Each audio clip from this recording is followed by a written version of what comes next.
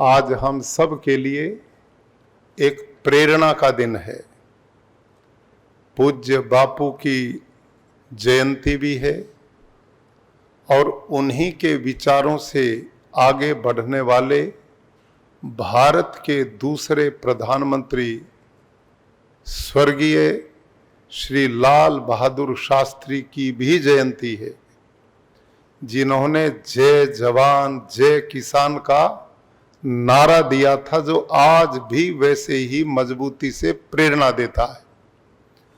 और तीसरा, आज सौभाग्य से विजयादशमी भी है। अपने समय के महान अत्याचारी रावण का वध उन्हीं के घर में जाकर भगवान राम ने किया था और एक पाप पर पुण्य की विजय थी, अधर्म पर धर्म की विजय थी, असत्य पर सत्य की विजय थी, हिंसा पर अहिंसा की विजय थी। तो आज का ये दिन हम सब के लिए बहुत बड़ी प्रेरणा देने वाला है।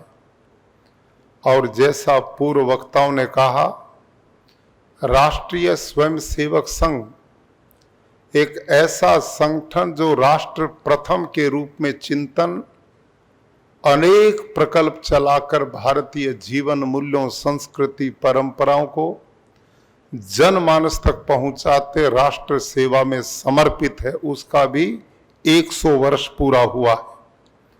तो अनेक कार्यक्रम एक ही दिन में हमारे लिए बहुत बड़ी प्रेरणा के प्रतीक हैं। पूज्य बापू का जीवन, आप और हम जितने लोग यहाँ हैं, वर्ष में कई बार इस रूप में बैठते हैं और उनके जीवन पर विभिन्न पक्षों पर चर्चा भी करते हैं।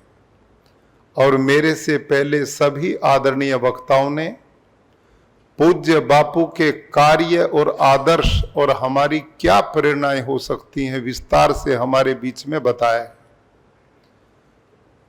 धरती पर जन्म लेना कोई विशेषता नहीं होती, असली काम होता जन्म लेने के बाद और जीवन के अंतिम समय के बीच का जो समय होता है। व्यक्ति उस काल को मानवता की भलाई के लिए, विश्व के कल्याण के लिए, आदर्शों की स्थापना के लिए कितना उपयोगी बना पाता, यह महत्व की चीज है। इसलिए हमारे महापुरुषों ने कहा, से जातो ये न जाते न याति वंश समुन्नतिम परिवर्तिनी संसारे मृत कोवा न जाए थे। अर्थात यह दुनिया जिसमें मैंने और आपने जन्म लिया है, ऐसा कौन सा प्राणी है जो जन्म लेकर मरेगा नहीं। जो आया है वो निश्चित रूप से जाएगा, लेकिन जन्म और मृत्यु के बीच का जो काल है, उसमें कौन ऐसा व्यक्ति है जो जीवन को ऐसा जिए जो औरों को भी प्रेरणा दे पाए, ऐसा जीवन जिए जो दूसरे के सुख दुख का हिस्सा बन जाए, ऐसा जीवन जिसके आने से अनेक प्राणियों के दुख दूर हो जाएं, उस आदमी का सार्थक जीवन है। बहुत लोग ऐसे भी दुनिया में आते हैं जो कतई नेगेटिव, नकारात्मक, हर समय निराश, हताश, दुखिया, ऐसों का जीवन सबको दुख देने वाला होता है। और ऐसा जिया हुआ जीवन यहां तो दुखी है ही, लेकिन अगले के लिए भी रास्ता बना रहा उसी नरक का। तो इससे बचना चाहिए। पूज्य बापू के संपूर्ण जीवनों को आप पढ़ें, पूरे जीवनी को। उन्होंने कभी निराशा का अनुभव नहीं किया। उस काल में जब वो पैदा हुए, प्यारे बेटे और बेटियों, कोई संसाधन ज्यादा नहीं थे। आज की तरह ना हवाई जहाज उड़ते थे, ना इतनी रेलें चलती थी, ना इतने सड़कों का निर्माण था, ना इतने संसाधन आने जाने के थे। उन अभावों में भी तपस्वी जीवन यापन करके परिश्रम के द्वारा उन्होंने एक चिंतन सोच राष्ट्र के लोगों को दिया। पहला चिंतन भारतीय ऋषियों की जो परंपरा थी, जो उन्होंने बनी बनाई बातें कही, उनका चिंतन था कि दुनिया परमात्मा की व्यवस्था में बनाए बनाए नियमों पर चलती है। सीधे नियम है, बिल्कुल बिना लाग लपेट के। क्या नियम है भाई? सत्य बोलोगे तो सुखी रहोगे, झूठ बोलोगे तो हर समय तनाव में रहोगे, बेचैन रहोगे, पता लग गया डरते रहोगे।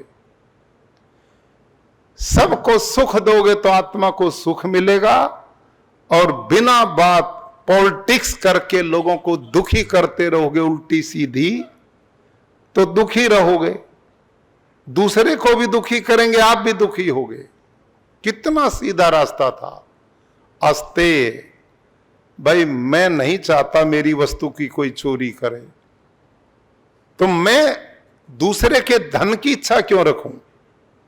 अब इन बेटे बेटियों ने जो गीत सुनाया, पूज्य बापू के आदर्श उसमें एक एक लाइन में प्रमाणित हो रहे हैं।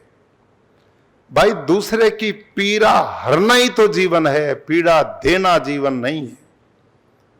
हम किसी के काम आए, पुण्य कर्म करें, संयम का जीवन जिए, त्याग और तपस्या का जीवन जिए, ये पूज्य बापू के आदर्श थे। और उस समय भारत विदेशी दास्ताओं की गुलामी की जंजीरों में जकड़ा हुआ था। अंग्रेज दुनिया भर के अत्याचार हमारे लोगों पर करता था। वो ऐसी परिस्थितियां पैदा कर रहा था कि स्थायी और परमानेंट उनका राज्य यहां बन जाए। हमारे ही लोगों से हमें यातना दिलवाता था, और हमारी आपस की फूट, जात पात, ऊंचा नीचा, छोटा बड़ा, इस संगठन के ना होने के कारण अंग्रेज ने इस देश में लंबे समय हमारे ऊपर राज्य स्थापित किया। और यही सोच हमारी कमजोरियां, वही जात पात, ये ऊंचा है, ये नीचा है, ये छोटा है, ये बड़ा है, इन अंधविश्वास और गलत परंपराओं के कारण, आपस की फूट के कारण विदेशी आक्रांता मुगल उससे भी ज्यादा यातनाएं देकर हमारी संस्कृति, सभ्यता और परंपराओं का तहस नहस करते रहे। पूज्य बापू ने भारतीय ऋषियों की अहिंसा, सत्य, अस्तेय जैसे शाश्वत सूत्रों को पकड़ा, वैसा जीवन जिया, और इन्हीं सिद्धांतों को हथियार बना लिया अंग्रेज के खिलाफ। पूरे देश को जोड़ने का काम किया और उनको यहां से बाहर खदेड़ने का काम किया। उस सारे मिशन में स्वदेशी को उन्होंने बहुत बड़ा हथियार बनाया कि मेरे देश का धन विदेश में क्यों जाए, हमारे देश में रोजगार पैदा हो। उन्होंने गांव गांव के अंदर कुटीर उद्योग की स्थापना का बहुत बड़ा काम किया। जुलाहा हमारा वस्त्र बुने, लोहार हमारे लोहे का काम करें, लकड़ी का मिस्त्री हमारा लकड़ी का काम करें, भवन बनाने वाला हमारा भवन का काम करे, नाई घर में गांव में बाल काटने का काम करे। कौन ऐसी मानव जीवन की जरूरत थी जो अपने ही गांव के अंदर ना पैदा की जाए, अपने यहां पैदा करो। उन्होंने दो शब्दों का प्रयोग किया, स्वदेशी और स्वावलंबन। स्वदेशी में उनका अर्थ था कि हम आत्मनिर्भर बने, अपनी जरूरत की चीजों को स्वयं बनाएं। और वो बनेगी कैसे? वो बनेगी स्वावलंबन से। स्वावलंबन किसे कहते हैं? जिसको अपने कार्यों में दूसरे का आलंबन, सहारे की जरूरत ना पड़े। पूज्य बापू का आदेश था, वो आदमी गुलाम है, वो आदमी परतंत्र है जो सवेरे बैठकर इंतजार करता है घर की सफाई करने वाली कब आएगी, बर्तन साफ करने वाला कब आएगा, कपड़े धोने वाला कब पहुंचेगा, रोटी बनाने वाली कब आएगी, किसान ये सोचता मेरे खेत में मजदूर कब आएगा। ये सारे गुलाम लोग हैं पूज्य बापू की भाषा में, सब गुलाम है। ये पूज्य बापू की सोच में जो आदमी 2 हाथ लेकर के, 2 पैर लेकर के, 2 आंखें लेकर के, इतना बढ़िया शरीर लेकर अपना काम स्वयं नहीं कर सकता, दूसरे के आलंबन की इच्छा रखता, वो गुलाम है, वो परतंत्र, वो पराधीन है। ये सोच, ये पहली सोच पूज्य बापू ने दी, अपना काम स्वयं करो, कोई आकर के हमारे को सहारा दे, ऐसा कभी नहीं सोचना। ये था स्वावलंबन का उनका पाठ। और इसके पीछे उनकी दूरगामी सोच थी कि अपने देश में साइंस टेक्नोलॉजी जो भी विकसित हो वो अपनी आए, ताकि हमें विदेशियों का आलंबन ना करना पड़े। ये चीज होनी चाहिए। आज बहुत बड़े सौभाग्य की बात इस देश के लिए कि इस गुजरात की ही धरती ने एक महापुरुष श्रेणी के ऐसे व्यक्तित्व को प्रधानमंत्री के रूप में दिया, श्रीमान नरेंद्र मोदी जी, जो पूज्य बापू के इन आदर्शों को भाषण में नहीं देते, व्यवहार में कर रहे हैं, जिन्होंने प्रैक्टिकल आज देश को नारा दिया, मेक इन इंडिया जो सामने लिखा हुआ, स्वावलंबन, अपना बनाओ, आत्मनिर्भर बनो, कोई चीज बाहर से आएगी तो हमारा काम चलेगा। उन्होंने इसको बिल्कुल नकारने का काम किया। इस आजाद भारत में पहली बार एक व्यक्ति इतनी मजबूती से छाती तान करके खड़ा है, जिसने लाल किले की प्राचीर से अब के अपने भाषण में स्पष्ट रूप से कहा कि मेरे देश का सबसे ज्यादा धन विदेशों में 2 चीजों में जा रहा है। एक तो तेल जो बाहर से हम आयात करते हैं, पेट्रोलियम पदार्थ, और दूसरा कृषि के क्षेत्र में यूरिया, डीएपी, जंतुनाशक। आपको जानकारी होनी चाहिए, आज आपके खेत और किसान पराधीन खड़ा है। विदेश से यूरिया, डीएपी आएगा तो खेत पैदा होगा, नहीं आएगा तो सड़कों पे खड़े हो जाते हैं किसान। ये गुलामी नहीं तो क्या है?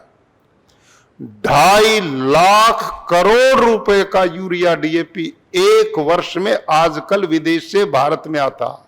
2.5 लाख करोड़ कितना बड़ा धन है। आपके पूरे प्रदेश का लगभग इतना बजट है 1 साल का। इतने पैसे का जहर पैसे देकर के हम बाहर से खरीदते हैं और फिर धरती को जहरीला करते हैं। फिर वो धरती मां जहर को उन पेड़ पौधों में देती, फल साग भाजी में देती, वो हम सब के शरीरों में आ रहा है। कैंसर, हार्ट अटैक, डायबिटीज, दुनिया भर की बीमारियां, फिर अस्पतालों का बहुत बड़ा जाल, फिर दवाइयों का जाल। पहले उन्होंने हमें लूटा, फिर दवाई वाले हमें लूटते हैं। इससे बाहर निकलने का काम आज इस पूज्य बापू के मंत्र स्वावलंबन और स्वदेशी को प्रधानमंत्री जी ने व्यवहारिक रूप देने का काम किया। और उन्होंने सोलर ऊर्जा, कितना बड़ा काम दिया। जब भगवान ने सूर्य भगवान दिया और उससे बिजली जनरेट हो सकती है, तो हम इस पर्यावरण को दूषित क्यों करें? अब हाइड्रोजन से बिजली का निर्माण का अभियान चलाया जा रहा है। इस देश में उनके आने से पहले हर शहर में कचरे के पहाड़ लगे हुए थे। आज उनकी सोच ने उन कचरे के पहाड़ को बिजली में कन्वर्ट करने का और उससे खातर बनाने का काम शुरू कर दिया। ये विजन है, एक सोच है व्यक्ति की। इस देश की रक्षा सुरक्षा, प्यारे बच्चों, सेना की मजबूती से होती है। कुछ भी नहीं था, सेना के ट्रक भी बाहर से आते थे। उनका एक एक पुर्जा कुछ प्रयोग था वो बाहर से आता था। रक्षा सौदे ही बाहर से आते, तो इससे बड़ी गुलामी क्या है। आज पहली बार भारत इन 10 साल में ऐसा देश बन पाया, बच्चों आपकी जानकारी के लिए, कि आज भारत दुनिया के अनेक देशों में रक्षा की बनाई हुई चीजों का निर्यात करने लगा है। आज हम इतने मजबूत राष्ट्र बने हैं और उस मजबूती का परिचय अभी पाकिस्तान को दिखा दिया। 20 ही मिनट में कल्याण कर दिया उनका, 20 ही मिनट में। ये हमारी स्वावलंबन और आत्मनिर्भरता का प्रतीक है।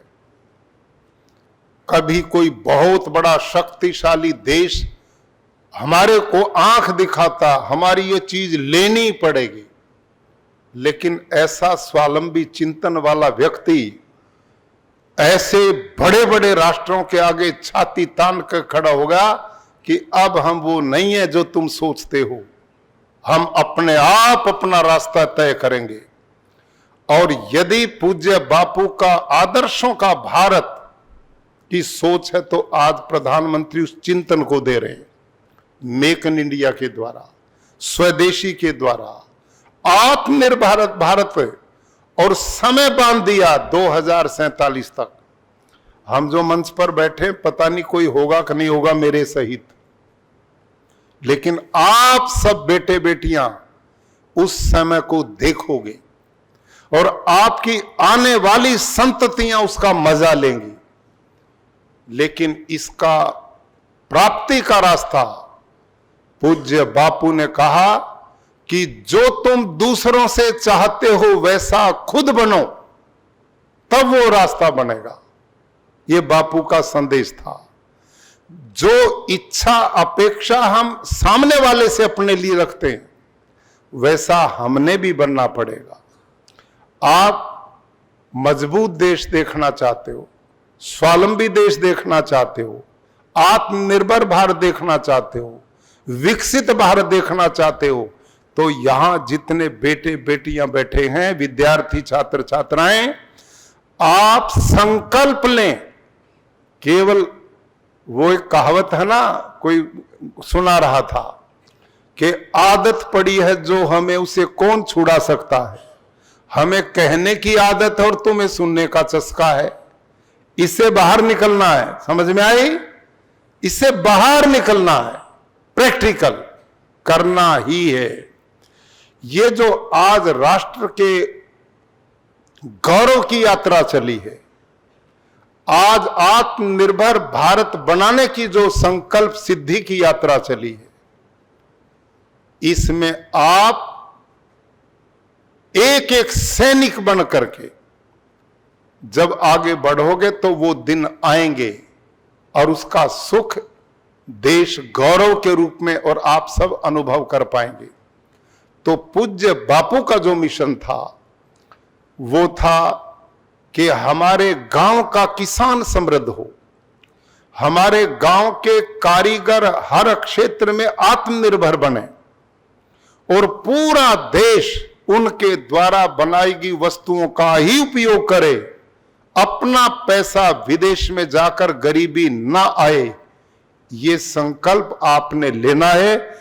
मुझे कुलपति महोदय ने बताया, पिछले वर्ष आपकी 1 सप्ताह की यात्रा चली थी हर गांव के अंदर, और पिछला संकल्प आपका था प्राकृतिक खेती का, और वो मैं गांव में गया, जाता हूं तो बहुत अच्छा आपका वो कार्यक्रम रहा, और मैंने आपके अनुभव भी सुने थे।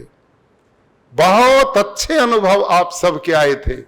आप सीधे जाकर गांव के लोगों से संपर्क में आए थे, उनसे बातचीत की थी, उनके सुख दुख जाने थे, उनकी समस्याओं को समझा था, उसका निदान कैसे हो। तो पूज्य बापू ने स्वग्राम योजना कि ऐसे गांव जो स्वावलंबी हो, आत्मनिर्भर हो, वो भी हर क्षेत्र में आगे बढ़ेंगे, उनकी सोच थी। तो ऐसी यात्रा आप स्वावलंबन की, स्वदेशी की, और तीसरा उनमें स्वच्छता, 3 चीजें आपने जोड़ी। स्वच्छता का अभियान पूज्य बापू ने उस काल में चलाया था जब कोई सोचता नहीं था इस दिशा में। और आजाद भारत में पहला यह काम किसी ने किया व्यवहारिक रूप से, यह भी गुजरात की धरती में पैदा प्रधानमंत्री श्रीमान नरेंद्र मोदी जी ने किया, पहली बार। और इतनी ऊंची सोच, गांव में रहने वाली वो बहन, मां, बेटी उस कष्ट को जानती थी जब खुले में शौच जाते थे। किसी ने भी नहीं सोचा। 70 साल देश को आजाद हो गए, आज हम इस हालत में थे, लेकिन उन्होंने एक संकल्प लिया, मां, बहन, बेटी सब लोगों को इस गंदगी से बाहर निकालकर स्वच्छता के लिए घर घर में शौचालय का संकल्प, और वो इतना सफल हुआ कि आज इस प्रकार की सोच, गंदगी से हम बच गए। कितना बड़ा परिवर्तन है। लोगों को ये मजाक लगते हैं, गरीब की जिंदगी जो जी रहे हैं उनका हम फोटो खिंचवाते और उपवास करते हैं, लेकिन उनके बीच में जाते हैं तब पता लगता कि उनकी ये कितनी बड़ी जरूरत थी। पूज्य बापू कहा करते थे कि आपके शौचालय इतने साफ सुथरे होने चाहिए कि वहां बैठ के संध्या करने को मन करे। सोचो स्वच्छता के प्रति वो कितने आग्रही थे, कितने आग्रही थे। और मेरे को दिन याद हैं जब मैं पहली बार पूज्य बापू द्वारा स्थापित इस यूनिवर्सिटी में, इस विश्वविद्यालय में, गुजरात विद्यापीठ में आया था। कितनी गंदगी थी। पूज्य बापू के विचारों के साथ सीधा कुठाराघात। इतनी गंदगी हो सकती है मैंने जिंदगी में पहली बार इसी स्थल पे देखी थी। आपके हॉस्टल देखे गंदगी, बाथरूम देखे उसमें कोई जा ही नहीं सकता, शौचालय में जाए तो 2 दिन लेटरिन की इच्छा ही ना हो। इतनी बुरी हालत मैंने यहां देखी, इतनी गंदगी के ढेर। पूज्य बापू की नगरी में ये हाल, तो हमें पाप नहीं लगेगा ऐसी सोच से। आज मुझे बहुत खुशी है जब मैं इस परिसर में प्रवेश करता हूं, घूमता हूं। आपने भी अनुभव किया होगा, अपनी अंतरात्मा से अनुभव करो कि आज चारों तरफ जीवन नजर आता है। इन बेटे बेटियों में एक उत्साह नजर आता है, आप लोगों में एक बहुत बड़ा उमंग नजर आती है। आज पूज्य बापू की आत्मा जहां होगी कितना आशीर्वाद देती होगी। उन्होंने इस संस्थान को प्यारे बच्चों केवल अक्षर ज्ञान के लिए नहीं बनाया था, उनका मिशन था हमारे बच्चे शिक्षित ऐसे बने जो चरित्रवान हो, जो दूसरे के सुख दुख को अपना माने, जो इस देश के गांव की, गरीब की, किसान की समस्या के हल का माध्यम बने, जो इस देश के विकास का रास्ता तय करें, जो भारतीय जीवन मूल्यों की स्थापना करें। ऐसे बच्चों का निर्माण करने के लिए उन्होंने इस स्थली का निर्माण किया था। और ऐसे महापुरुष जो चीज स्थापित करके गए, हम उनके अनुरूप काम ना करें तो ये बहुत बड़ा आत्महनन है, आत्महनन अपना। क्योंकि कहीं पर भी जहां मैंने लक्ष्य लिया अपनी आजीविका का, और जो मिशन के साथ जिस महापुरुष ने जिस संस्था को बनाया, उनकी वो विचारधाराएं, चिंतन, सोच, शिक्षा जिंदा रहनी चाहिए। और जिंदा ही नहीं, वो समाज के सुख का आधार बने, उनका इतना विस्तार करना चाहिए। तो आज पूज्य बापू की जयंती पर आप सबको शुभकामनाएं, इसी संकल्प के साथ कि हम सब ईमानदारी से उनके जीवन मूल्य, जो आत्मा को आनंदित करने वाले, जो मन को उत्साह देने वाले हैं, शरीर को स्वस्थ करने वाले हैं, और गरीब, किसान, मजदूर सबके कल्याण के हैं, जो उन्होंने अस्पृश्यता के विरुद्ध बहुत बड़ा काम किया, संघर्ष किया। आज हम उनके यहां रहते हुए भी उस भाव को नहीं दूर कर पाए तो किस काम का उनकी संस्था में रहना है। लोग जब हम आए हमारे पे उंगली उठाते थे, लेकिन आपकी जानकारी के लिए बेटे और बेटियों, आजकल मैं पूज्य बापू के उस मिशन को हर गांव में जा रहा हूं। यहां 251 तालुका हैं। गुजरात में 251 तालुका हैं। अब मैं हर तालुका में जाता हूं और शहर में नहीं रुकता मैं इस समय, मैं गामड़ा में जाता हूं, गांव में रुकता हूं। गांव के लोगों के बीच में जाकर सबसे पहला काम, सब लोगों को लेकर मैं झाड़ू लगा करके पूरे गांव की स्वच्छता करवाता हूं।